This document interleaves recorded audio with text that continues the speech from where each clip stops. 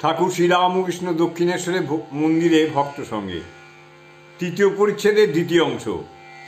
শ্রীরামকৃষ্ণ, কেশব সেন ও তাহার সমাজে হরিনাম ও মায়ের নাম প্রবেশ। কেশব সেনের সঙ্গে দেখা হবার আগে তাকে দেখলাম, সমাধি অবস্থায় দেখলাম। কেশব সেন আর তার দল, এক ঘর লোক আমার সামনে বসে রয়েছে। কেশবকে দেখাচ্ছে যেন একটি ময়ূর তার পাখা বিস্তার করে বসে রয়েছে। পাখা অর্থাৎ দল বল। কেশবের মাথায় দেখলাম লাল মণি, ওটি রজগুণের চিহ্ন। কেশব শিষ্যদের বলছে, ইনি কি বলছেন তোমরা সব শোনো। মাকে বললাম, মা, এদের ইংরাজি মত, এদের বলা কেন?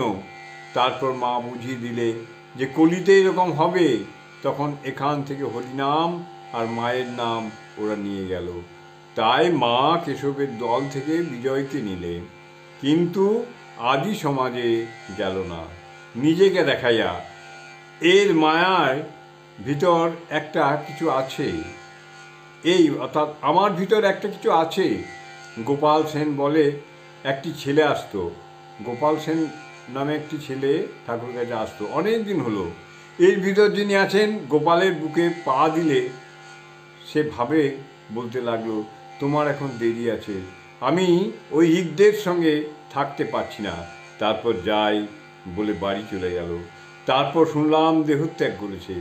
সেই বোধ হয় নিত্য গোপাল। আশ্চর্য দর্শন সব হয়েছে, অখণ্ড সচ্চিদানন্দ দর্শন।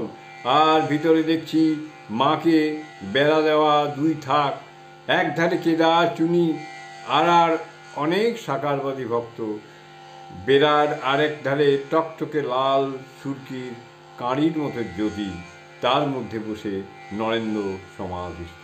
জয় ঠাকুর, জয় ঠাকুর, জয় ঠাকুর।